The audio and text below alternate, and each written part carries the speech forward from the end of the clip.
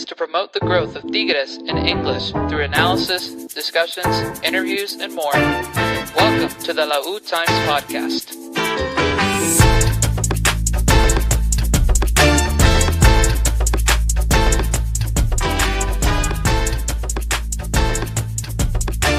And we are back. Back with kind of a bang.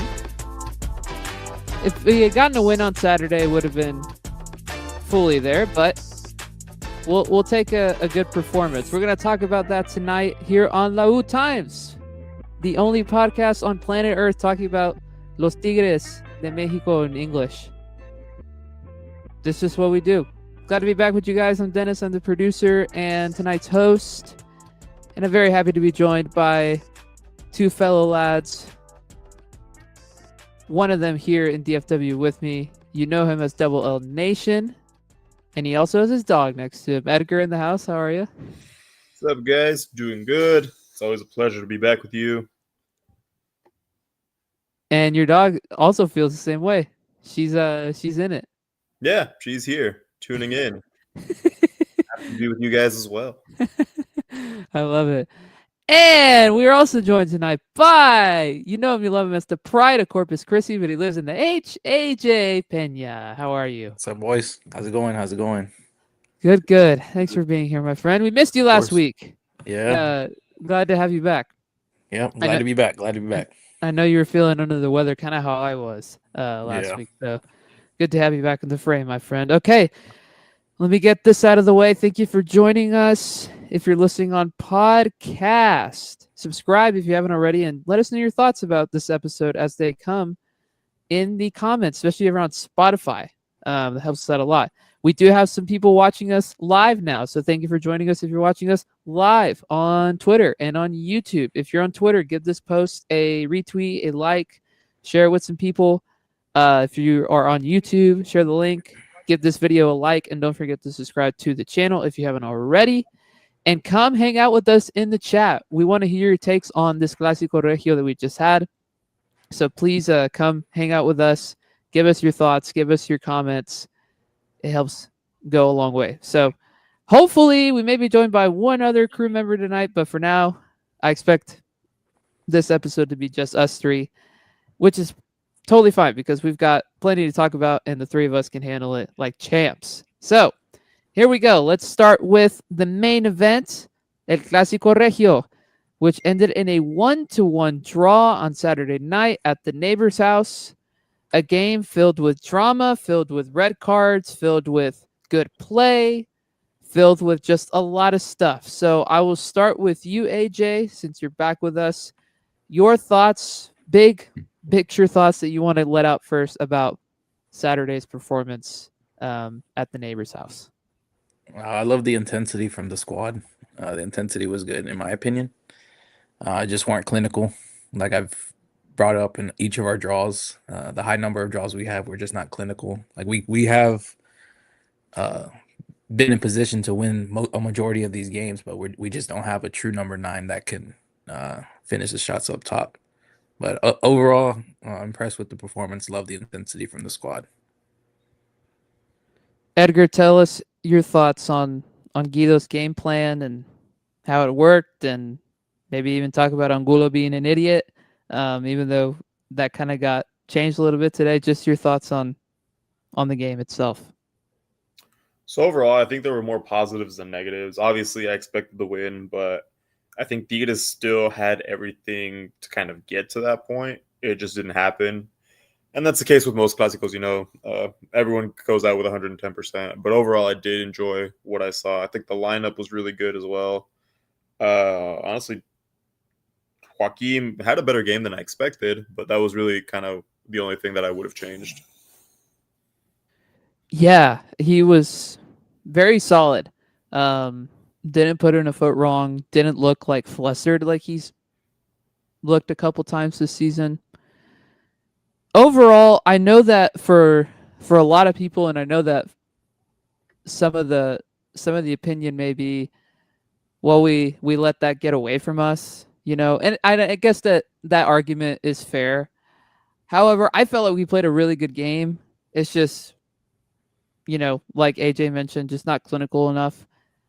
And sometimes that's just what happens in footy, right? Like, you miss some shots, goalkeepers make good saves. That was not the case in this game. Guignac missed some sitters. Correa had a really good chance. Marco Farfan, who came back into the lineup, had a good chance, even though it was probably going to get called back from outside.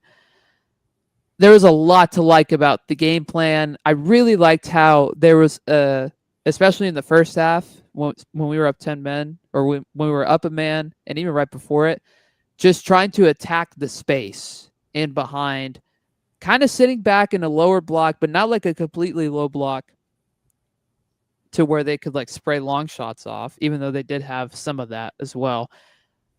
I thought that kind of being in that mid block a little bit and then just getting out in transition with Brunetta being the main person driving those counterattacks, I thought was really strong. Trying to get long balls into space and behind their defense, I thought was really strong. That was a really, really good game plan from Guido. I thought he outcoached the mess out of Torrent, like in so many different ways, outside of the moments where we were up a man and we kind of struggled. And then obviously Angulo got the red card and things actually kind of favored back our way. I thought there was a lot to like about individual performances. Romulo holding it down in the midfield, but then having to shift back into a center back spot out of necessity. Thought he did really good. Farfan was really strong. Brunetta had a really great game. Correa had a really great game. Lainez was solid. The only guy on the field, obviously besides Angulo, who was an idiot, the only guy on the field who I wasn't really like happy with was Ociel, but he got taken out at halftime anyway, so I think everybody saw that his impact was not great. Nahuel was big, obviously. There's just a lot to like about the individual performance. The team spirit was there, something that I think we hadn't seen consistently in games in their stadium in a long time. Looking back at the last couple specifically, where we had some of that spirit, but it would come in too late or we would be lazy. I thought the team was super focused. Set pieces, I thought, were a big win. Just defending those set pieces to a really high level, because that's something that Rayados likes to get their chances out of. They try to make the most of those set pieces or off those second chance plays. And I thought our guys did a really good job of that, shutting down Ramos because he would, try to come in on the back post on corners, things like that. I thought that was a really strong performance from the defensive side to make sure that they didn't get those opportunities to be able to score. And when their best chance of the game comes off of a penalty that was kind of at the end of the day, like, yeah, it's the right call, but it was kind of and Canales usually makes those. Like, I think speaks well to our game plan. Who's your man of the match? Starting with Edgar and then AJ. I think there's a lot of candidates. Yeah, that's a really difficult one. I mean, I love Nahuel for sure. I think he was such a good protagonist for this game. But I have to give it to Correa for his first Clasico goal, showing up in the big moments. And the link up between him and Guignac and Brunetta. That's it. That's the sauce. That's the sauce that's going to get us through and help us out on the attack. What do you think, AJ? I like Brunetta as my man of the match. I think he really orchestrated the midfield well. Got the attack going, like you said, really setting up the attack. So I'll go Brunetta as my man of the match. I think I'm going to agree with you, AJ. I thought that, again, especially that first half where we were really trying to get at them on the counter, it felt like everything good was coming through him offensively. And that's been the thing over the last month or so with him, is that he's really grown into being the focal point on offense and playing in a more advanced midfield role. And he really showed that on Saturday, even though, we didn't get more goals to prove that. They actually beat us on XG, which is kind of surprising to me, considering some of the opportunities that we had. They had an XG of 1.8 and we had an XG of 1.3. But we had one more shot on target than them. Sometimes those stats are misleading, as sometimes Alfred would say. Stats are not everything. You have to watch the game with our eyes. And I felt like even though we had less XG, I thought we had better chances realistically at the end of the day. Can I add something on the Brunetta?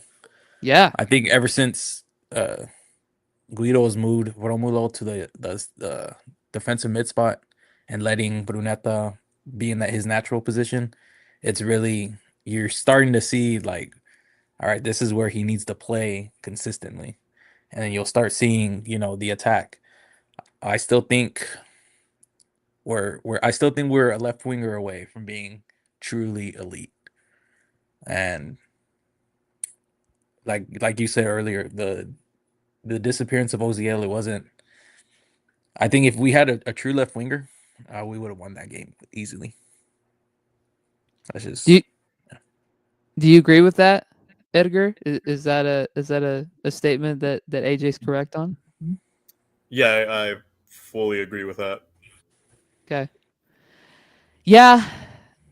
Not that Ociel was like awful, but he was very clearly the worst of the bunch. And for Gignac to come in immediately after halftime just tells you kind of how limited he was. And he also had a yellow card. That's also something that outside of Angulo, obviously, Guido did a really good job of managing those guys that got the yellow cards. Like Gorriaran, who was also one of the worst players on the field. He's probably the second worst behind Ociel.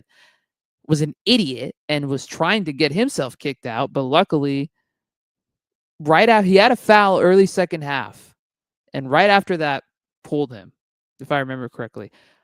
For context, I was watching this game while also watching Game 7 of the World Series with one of my best friends from work who's a huge Dodgers fan. So I was like, I was in sports bar mode, kind of bouncing my eyes between the two games. So I can't remember when exactly that Gorriaran foul was, but I do remember him having a foul early on in the second half, being like, okay, we have to pull him now. And then like almost immediately after he got pulled.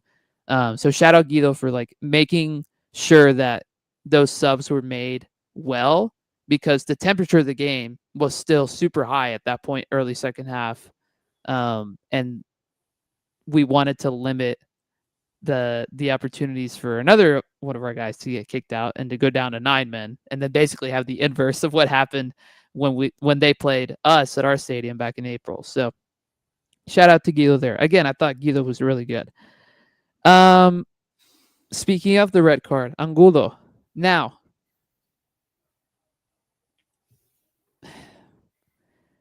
do you felt like he had to make that tackle, or do you feel like he could have just stayed straight up right in front of him and not given away that challenge for the penalty? I felt like he could have. I don't think he was like beat by any means. Yeah, I think he still had a little bit of time. I think he had other options. I feel like maybe it was just instinctively a maneuver for him, but I don't feel that it was necessary in that moment. It looks like you agree, AJ. Yeah, I agree. He had some time to make the tackle, but I don't know.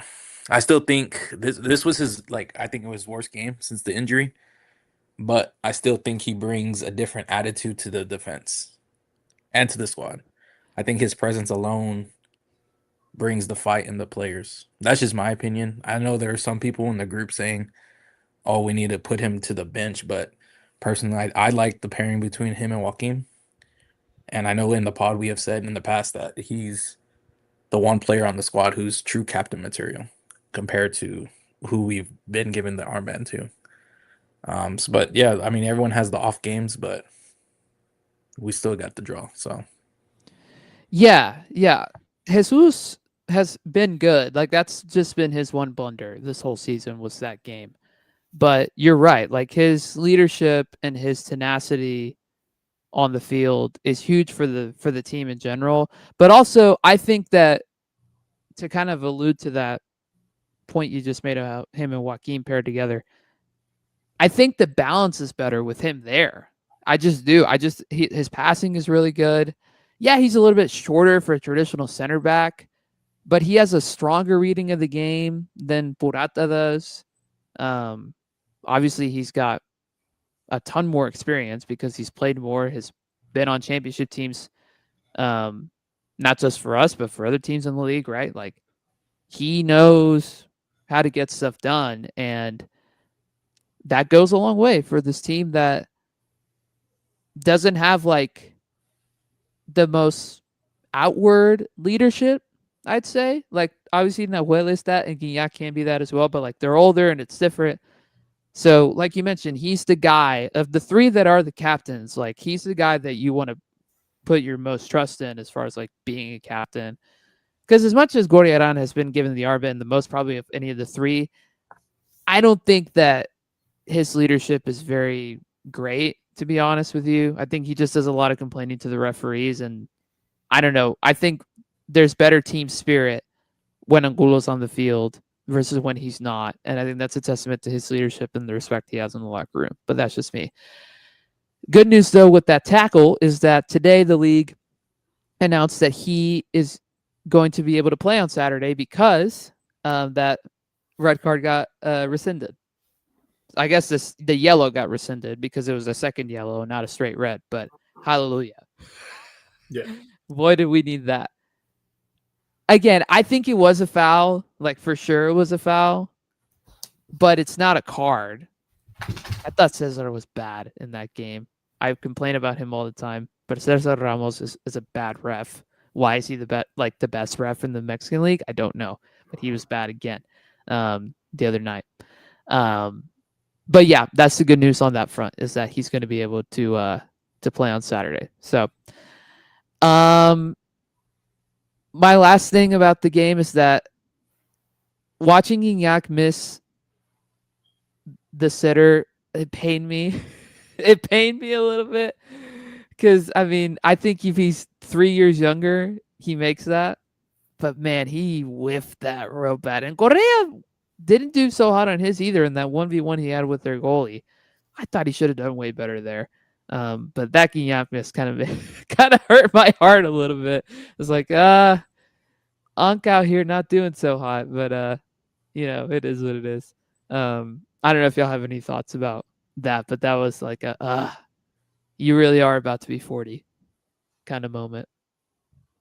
Yeah, and I mean, I know a lot of people, or at least tell me, because I'm a Gignac defender all day, every day, that I'm delusional for it. Like, I'm not going to sit here and deny that he's old. He's not old, or that he's not the same Gignac. He hasn't been the same Gignac for a couple of years, but it is, still one of those difficult moments to see, especially when you know that, yeah, a couple of years ago that was a banger and it was going straight in.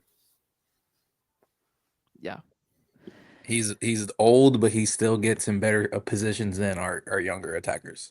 Yeah, so that says a lot about our younger attackers, Right, and he's got the aura, like, just straight exactly. up. He's got the aura. Defenders still fear him, and he's, so like, I'm with you. Like, if you're a Gignac defender, I'm the same way with my cousins.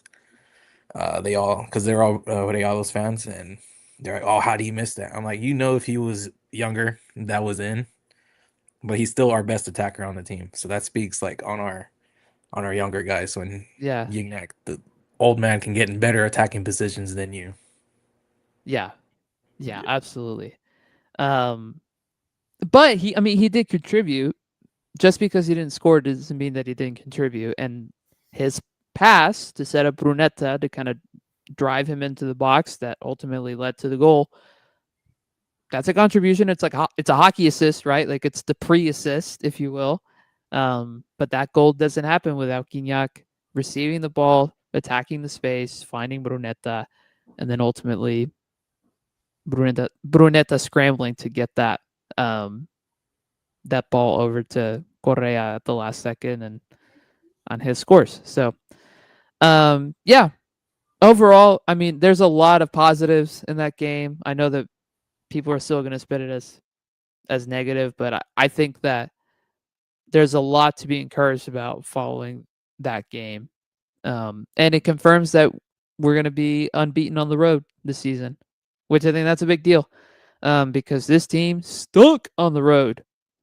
Even last season, in Clausura, stunk on the road. So, big deal to get that to get that achievement, and it's good for the mentality too for the team to be able to say that they can handle difficult away experiences well. So, mind you, they haven't had to go to like America this semester, Cruz Azul, for example, but still, like to be unbeaten on the road in the league, it's a good accomplishment. So, winning at Pachuca, I mean, definitely a much better season just with that alone. right, exactly. Just first time in 11 years. So, and now one more game in the regular season awaits us on Saturday with the final game of the Apertura regular campaign against San Luis at home. It's an early kickoff. It's a 5 p.m. kickoff. And mind you, we are now in the same time zone or in the same time frame as Monterrey. So it'll be 5 o'clock here and 5 o'clock there for those of us here in Texas in the central time zone. As far as I know, this game will be back on the regular networks that you can watch home games at, which is Fox, Estrella, and one of Telemundo or Universo, one of the two. So keep your eyes peeled for that. Let's talk about that game. There's a chance that we could finish first in the midst of it. But I think ultimately the objectives of this game are clear. Get the 3 points, no matter how it looks, and get the youth minutes out of the way. Because you're still missing some youth minutes technically. So I would suspect that we're going to see starts from both Chicha and Parra. That would be my guess. And I expect them to go pretty long in this game. Other than that, I don't see much of the lineup changing at this rate. I think the back four is what it is, especially now that Angulo's back. You're going to see him, or that he's not going to be suspended. You're going to see him back in his starting spot with Farfan, with Joaquin, with Javier. I think the sacrifices start to happen in the middle of the park. I would be very interested to see a midfield double pivot of Parra and Romulo. I'd be very intrigued to see that. We haven't seen that yet, I don't think. I wonder how that works, right? Is that too defensive? Because Parra's kind of a little bit more of a holding mid than he is like a natural number 8. I would go with that, though, because you need the minutes and you don't want to drop 3 points because of the minutes, right? I would start Brunetta in the 10 role again. I would bench Corriaran. I would do Lainez at right wing. I guess give Osea the left wing spot again, but I wouldn't hate Correa being there. Or if you just do a 4-4-2 and run Guignac and Correa, and then maybe have Brunetta kind of slide over to the left side, I wouldn't hate that. But you also have to factor in Chicha, which I just remembered. So maybe Chicha starts on the right. There's a lot to ponder here. What do we think of this lineup, AJ? How do you see it kind of shaking out?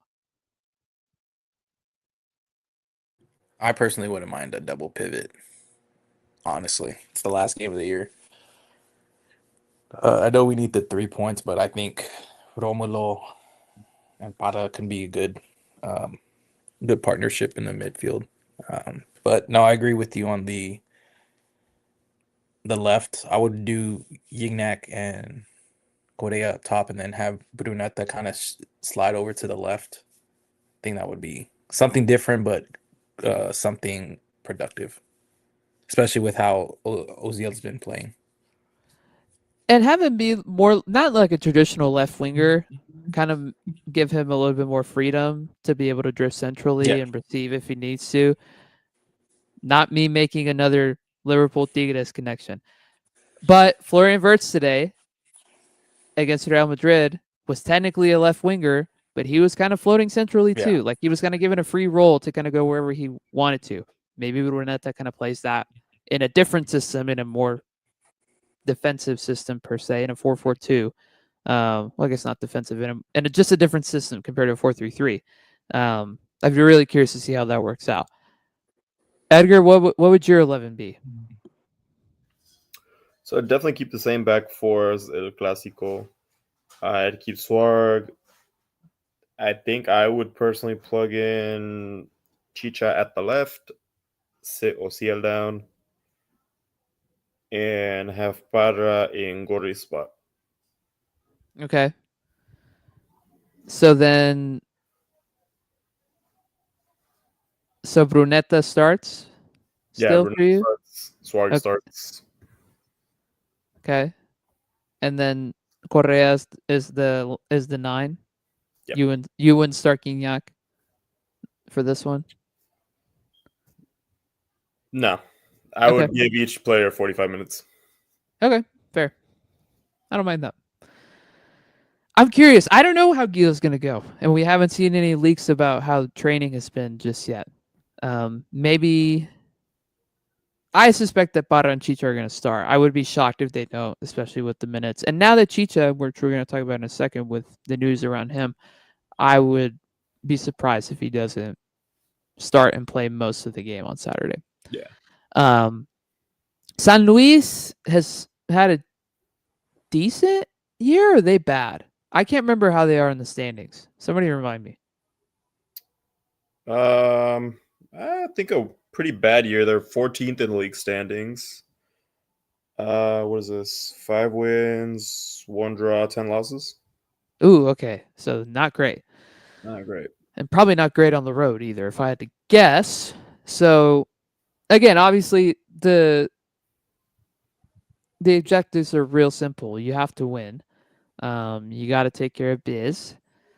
Because looking at the standings right now, we're currently sitting in 4th, off the pace by 2 points. So you need to win and then get some help somewhere from some of these other teams.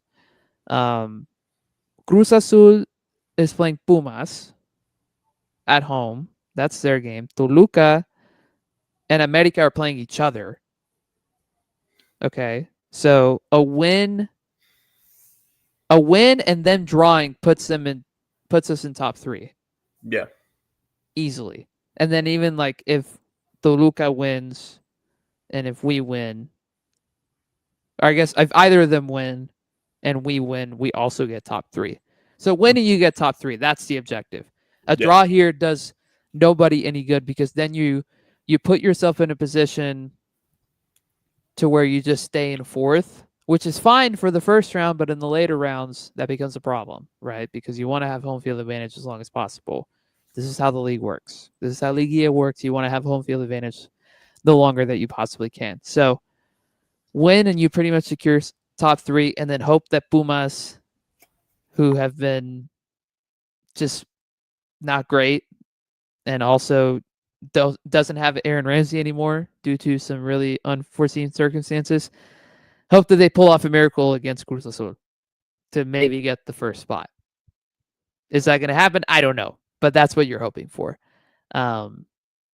If you're delusional like me, and I feel like I'm delusional in this moment. So, predictions and thoughts about the matchup, starting with you, Edgar. So I think this is definitely going to be a really solid game to close the season out. It's going to build morale. I think Tigres could easily win this 3-1 or 3-0. We'll shoot for 3-0, though. I think just with San Luis's record, it's going to be difficult for them to get a goal on Noel. What you think, AJ? I'll go 2-0. 2-0 this game. Okay. San Luis has won 2 of their last 5. They've lost the other 3. They haven't had a clean sheet since against Pumas. In the 2 games they've had a clean sheet, they've won. In the 3 games that they haven't had a clean sheet, they've lost, and they've given up 7 goals. So, got to score against them because that puts us in our favor, and we've got the best defense in the league. I think we will win by at least 2 goals. I know that's an ambiguous response. That's a very vague response. 2-0, 3-1, where they scrape a random goal. I think that could be possible. But also we're at home and we've been so good defensively, that may not matter. But I think we win, and then we just hope that Pumas does a miracle, and also hope that the best case scenario is for America and Toluca to draw and for Pumas to win, and that gets us in the first. But the second best scenario is that America and Toluca draw, and it doesn't matter what happens in the Cruz Azul game because that guarantees a second. So let's hope for that we get second place, because that's a good accomplishment for the team, and that's also very good for our fortunes come the Liguilla time. So anybody in the chat that's or anybody watching on stream who wants to come hang out in the chat, let us know your predictions about the game on Saturday. What do you think the scoreline is going to be? Oh, goal scorers. I'm going to say, I mean, it's hard not to go against Correa and Bruneta because it feels like they're the only two scoring right now. But I'll give you somebody different. I'll give you Diego Lainez, Arnoldo's favorite, to score 1. And I'll throw in you know what? For kicks and grins, Chicha. Give me a Chicha goal. I'll take it. AJ? I'll Chicha, and then give me. You know what? Give me a Joaquim header from a corner. Yeah, I'm in. Edgar, who's your random person that scores?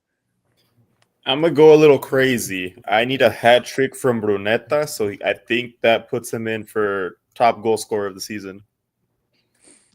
You think so? Like in the league? I need to double check that, but I think that would lock him in if no one else scores. If whoever's in first doesn't score, someone has 11 goals. I need to double check the numbers. Okay, I got you. So there are. Oh, thanks, Fought Mob, for not working. There's 3 guys right now who are tied for first, and it's Paulinho, it's Joao Pedro from San Luis, ironically, and then Armando Gonzalez, the Chivas kid, who's had a breakout season. They all 3 have 11 goals. Bruneta has 8. So he has to have a hat trick and pray that nobody else scores. Yeah. To be tied, to have a share of it at least. Maybe he scores 4 and nobody else scores, and then he wins it outright, which would be crazy. But I wouldn't he get it because he doesn't have a penalty goal? Like the others have at least 1 penalty goal. Isn't that the tiebreaker? If they all tied 11, and then so I know that's how the Premier League does it. Like they go by who has the least. The eventual golden boot is who had the least penalty goals. That's a good point. I don't know if Liga MX is like that. No, I can't remember to save my life, but that's an interesting point you just made.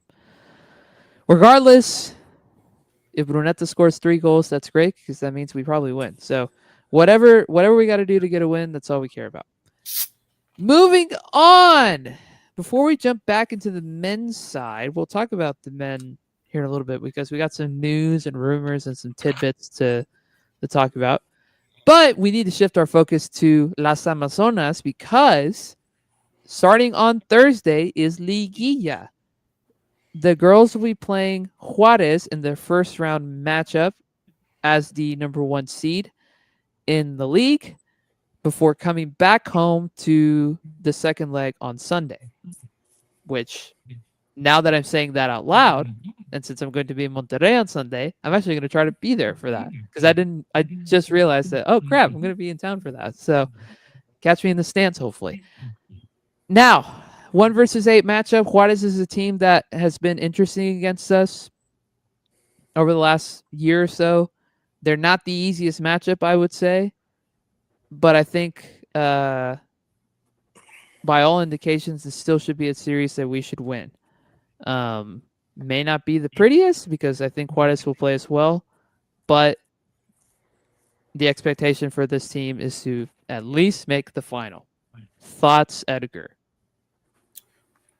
So it's definitely going to be a bit more of a challenging game. I know in the regular season, we tied against Juarez at their house, 0-0. That was actually surprising for me just because Pedro Losa, that's I think around the time he started to lift this team up, and then this result caused a bit of a hurdle, but definitely an attainable and realistic to see them win. But it's going to be one of those ugly games, unfortunately.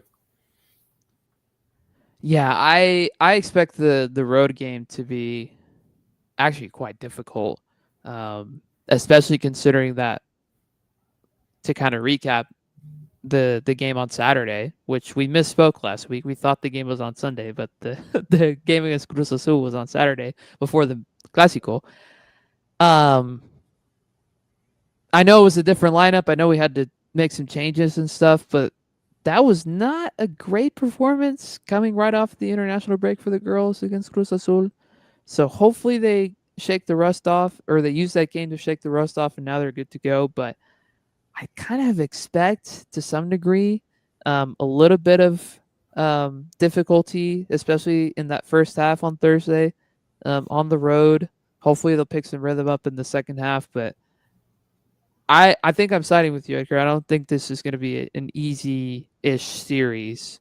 I still expect us to win in advance, but I don't think it'll be a normal 1-8 matchup. AJ, what do you think?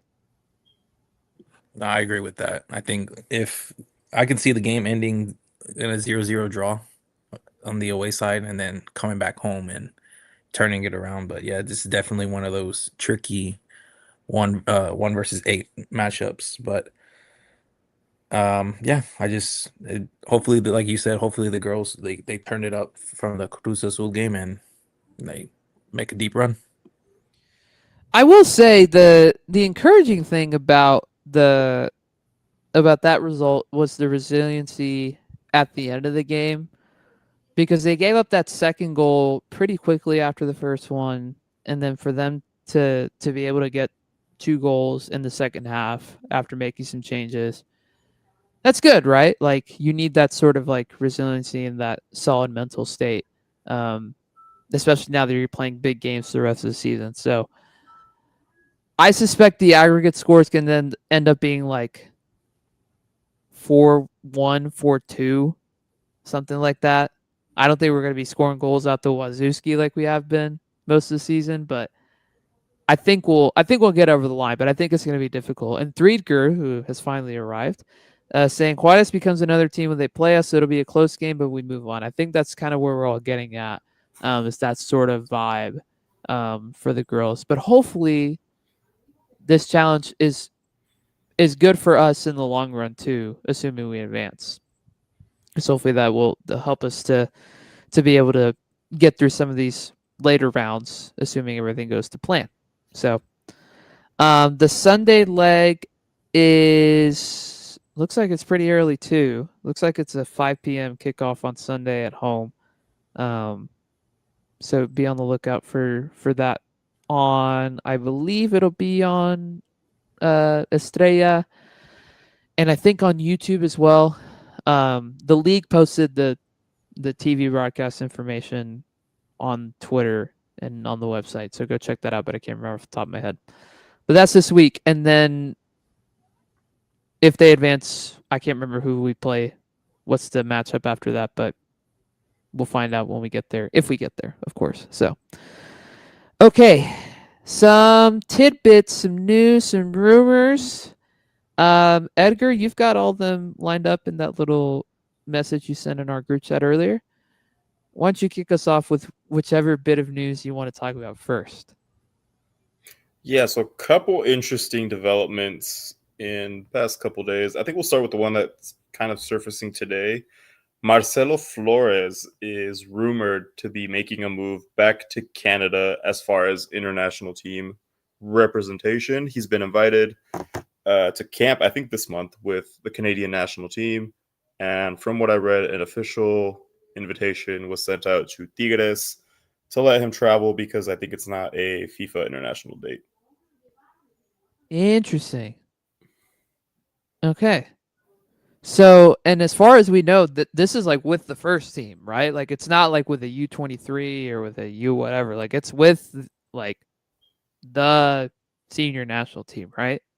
Yeah, and believe this is an invitation to come in as like a sparring player because obviously he can't represent Canada until he makes that one-time switch. Right.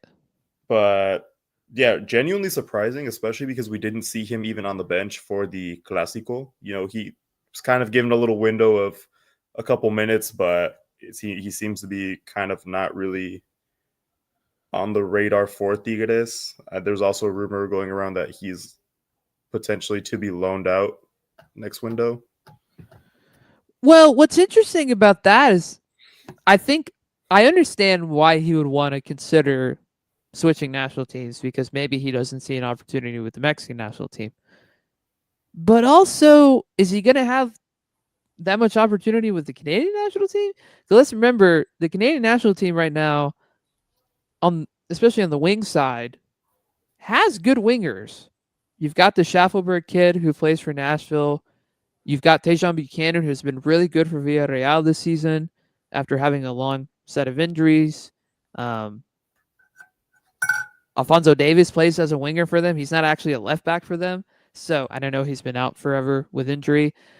So that seems like a really interesting way of thinking as far as that goes for him. And Threaker bringing up a good question. I wonder how that would go about minutes for the future if he switches to Canada. Like if that affects his youth minutes thing with the Mexican league. I would imagine it goes away if I had to guess.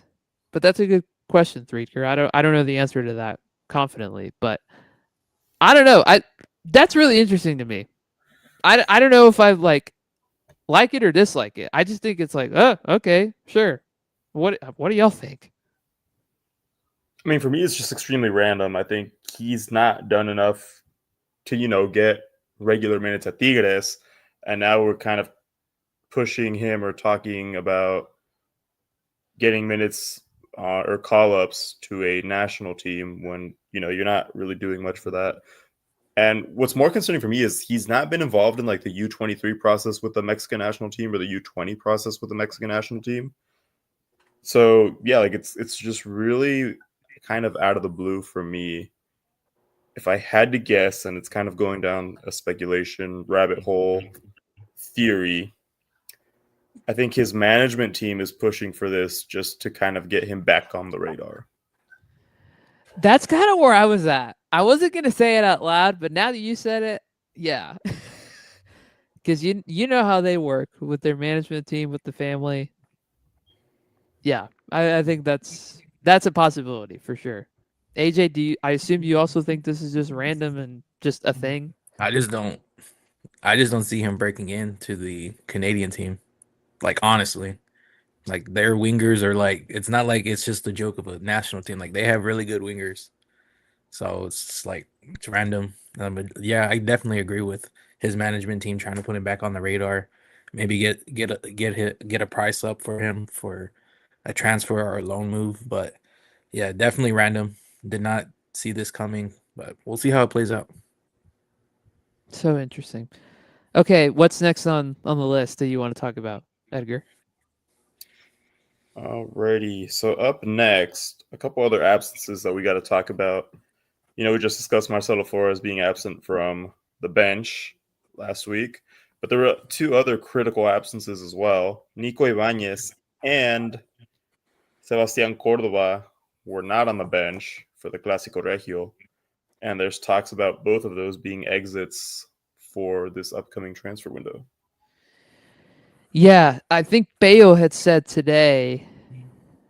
out today that those guys are no longer really considered for selection, which that's saying something, right? I think we've been seeing it. We had seen it coming for Cordova. It's obvious that as the season has progressed, that he has not taken advantage of the opportunities that Gila presented him, albeit very limited. And with him being a free agent in December, I mean, he's gone, right? Like, there's no chance for us to get a fee for him at this point. And yeah, it's just unfortunate. Honestly, at this point, it would not shock me if he just moves to Rayados. I think that that's probably going to happen at this point because I think he likes living in Monterrey too much and he's really comfortable in the city. And Nico Ibanez, we've also kind of seen coming.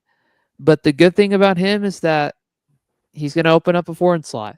And that gives us 2 slots in January to be able to make a move for this left winger that we've been talking about, maybe another midfielder, maybe another striker, maybe a left wing back. Like it just opens up the realm of possibilities that that we hadn't had. I mean, we kind of had it with the one spot that we didn't use for this season, but to have 2 slots now, I think is a big deal. And whatever you can get for him at this point, I know our friend Carlos from the group chat mentioned earlier, or was asking how much did we pay Pachuca for him, and that we got scammed. Well, we paid 10 million for him, I think, around 10 million if I remember correctly, back in 2023 in the start of the Coca era. He has not justified that 10 million at all, and like I said, it's been coming. It does not surprise me that it's gotten to this point, and good riddance. Yeah, I mean, unfortunately, I don't think he was set up for success from the start. Coming into a project that ended, honestly, a week after he was signed. But yeah, it's time to move on. He was given other opportunities under other coaches. He had some good moments, but not enough to live up to the expectations and the standards at Tigres. So it's been time for a while. Sorry, Lou, wherever you are. Yeah. Sorry about your twin. AJ? No, I definitely agree. With all the coaching changes, I don't think that helped him, but you're given opportunity after opportunity with the different managers and you still couldn't make your mark on the squad. That just it's enough. Let's get the foreign slot open. When was his best stretch at Tigres? I mean, we know with Cordova it's obviously 2023, but what is Nico Ibanez's best stretch with Tigres? Is it the stretch that he had when Guido became the coach earlier this year? That might be it for me. Is there another stretch where he was really good? Like a consistent stretch? It's hard for me to even pinpoint like a consistent stretch. I know there was like a couple games here and there where it's like, oh, Nico's shining, Nico's doing good. But I can't really name you a run that he had of like 3 solid games back to back. Yeah. Well, not consistent. Like he'd have, one game he'd be good, the next 2 games he's bad, and then he's good again. So I can't really, on the top of my head, I can't really think of a stretch where he's like, okay, yeah, he's like Cordova was in the Liguilla. Like that Liguilla in 2023, 2024, that was his stretch. Like he almost carried this team to the championship. But yeah, with Nico, I don't know. I couldn't, on the top of my head, I don't know. Yeah. I think it might be this year. Like he scored against Cincinnati. He scored against, I think he scored the next league game too, and then he scored against LA. Like that little Conca run. That might be it. Threeker's saying not a stretch or anything, but there was a game here and there with Siboldi. Yes, I mean that proves our point, right? Like he didn't have a stretch. He just had decent games here and there, but not like a huge run of games where it's like, oh, this guy's a world beater. No, that just didn't happen. So, like I said, good riddance. Provided some good moments. Was a contributor to the championship in 23, but ultimately at the end of the day, $10 million not completely justified. So it is what it is. What next, Edgar? Let's see. Do you want to dive more into the Chicha Sanchez news or the James news? Oh, let's talk about the Chicha news because that's actual news. I don't give a rip about this James stuff. I'm with Arnoldo saying fake news. Come on, man. Like, that's not what we should be using that foreign slot on. I'm sorry. No, definitely not. Definitely not. James is a good player. There's no question in that. But I mean, Bayo said it a year or 6 months ago. He's not fit for this squad. And 6 months later, I don't think there's any more merit to that. And he has attitude problems, and I don't like guys who have attitude problems on Tigres. That's not what we're about. So, yeah, no. A younger James maybe, but not James now. But yeah, exactly. Definitely not with the attitude. We don't need. I think this team, the morale on this team is improved, and if you bring that into this team, it could undo all the work that Guido's put into. And is the guy even going to stay? I mean, this dude loves to bounce around teams every 6 months to a year. Like, I mean, that's what he's doing basically with Leon. So we know you're on the James bandwagon, Trigger. We know you're the president of the James de Tigres fan club. We're very aware of that. Now let's talk about Chicha. Chicha has signed an extension with the club that lasts until, fact check me here, Edgar, 2027, right? And he has a release clause in the contract of $10 million. Yep. Okay. That's a big deal for a player that is a younger player who's coming off a good under 20 World Cup with the national team. Obviously, a player that Tigres cares about. Because I don't think you just insert $10 million release clauses into anybody's contract like that. So I think that his role is about to expand somewhat significantly over the next year or so with this move. Good for him. Good for him. He deserves it. Let's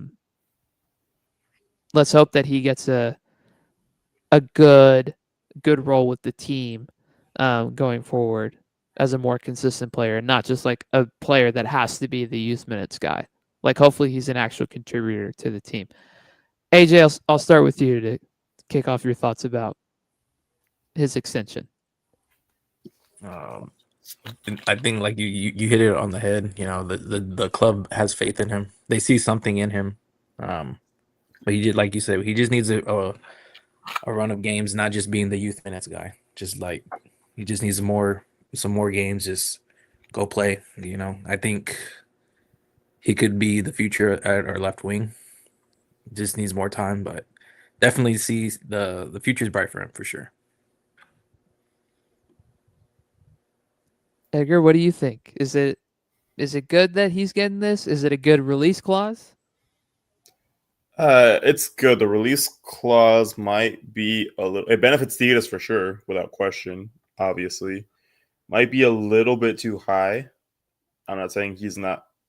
I'm not saying he doesn't have the potential to be worth that amount, but today it's pretty high. And I would have preferred to have seen an extra year on that contract, but knowing the politics of the game, that didn't benefit the player. Yeah, that does feel short. And they didn't say whether it was May or December of 27, right? It just said 2027? Yeah, it just said 2027, but that wasn't disclosed. Okay. I have to imagine it's 2 years from now. I have to imagine it's December 2027. Yeah, I think an extra year, because he's what, 19? I believe so. I believe he's 19 or 20, one of the two. Yeah, I would have liked to have seen another year. That gets you more value in negotiations too. Like, if he ends up getting transferred out, the longer contract justifies a higher transfer fee, especially if he like gets transferred earlier, like sometime next year, for example. Like, let's say he has a breakout season in the spring and some team from Europe or whatever like wants him, you have more leverage there with the contract. So I'm with you, Edgar. That extra year would have been beneficial to probably to all parties, to be honest. But it is interesting that it's only until 2027. But it is what it is, I guess. But good for him. Good for him. Good for the team. I don't think it's a bad move by any stretch of the imagination. What else is on your list? That might have been the last major bullet point on the agenda. Yeah, I mean, we don't have to spend any more time on James. I don't even think Bayo's entertaining that rumor, so Yeah. neither should we. Yeah, exactly. And I haven't seen anything much else from Bayo this week or from Vladdy other than the Angulo stuff. Pretty light week so far. I do want to remind everybody before we get out of here that with this weekend being the last weekend of the regular season, there will be a break in play after Saturday with the men. There's an international break coming up, but then also everybody's favorite, the play-in is back. So with the stupid play-in happening, there's going to be a little bit of a break. Have y'all talked about Aussie to Europe? We talked about it last week a little bit. We talked about, and AJ made the great point of bringing up some Portuguese clubs that we had forgotten about besides the big three. We had mentioned that it's probably a good move if he goes to Portugal, but it'd be really interesting to see what team he goes to. I had mentioned I don't see him fitting on any of the big three teams, except maybe Sporting, because Sporting does have an eye for our league. But AJ commented Braga and another team that I can't remember off the top of my head as other potential spots. But yeah, we did touch base on that a little bit last week, so nothing too crazy. But yeah, looks like that's it. If that's all you had on your list, Edgar, then I think we're good here. Yeah, it looks like we're caught up. There's no incoming news. The Julian Araujo rumor, still nothing credible there. I think that was just more of a unrealistic expectations for some people. Bringing on a player we don't need. Mamadas. Just because they're in Europe and they're not getting minutes. But yeah. No, nothing credible as far as incoming transfers yet, but we'll be keeping an eye on it. As we say with that type of stuff, puro chicharrón. Yep. That's how it goes. So, all right, look at us. Right about an hour. Good stuff. Good stuff. All right, that is it for us tonight here on Low Times. Thank you for joining us. If you're watching, if you're listening, if you're watching back later, if you're listening later, it means a lot. Don't forget to follow us at all of our handles and all of our accounts and all that. If you're watching on the screen, look at the ticker below. If you're listening on podcast later, or if you're looking at YouTube, you can check out the description/show notes. You can follow us on socials at our handles on the screen and also in the show notes and description and all that good stuff. We will be back probably next week, I imagine, to recap the San Luis game, to recap Amazonas. We're going to keep pace with them as far as their Liguilla run goes, and then look ahead to what the men could be playing, or who the men could be playing in their first round matchup, depending on where they finish in the league standings. So we should be back. Be on the lookout for us later on in the week or early next week to talk about when we'll be back. I'm hoping to bring some good reports from Mexico this weekend. Y'all pray that we have enough people working in the airspace in the air control towers, because I do not want to get delayed for my trip this weekend. And hoping to see both Arnoldo and Alfred down there this weekend as well. So yeah, that's about it for us tonight. Appreciate you guys for tuning in. Until next time, arriba la U. We'll see you guys later. Have a great rest of the week. And AJ and Edgar, thank you for joining me. Always a pleasure.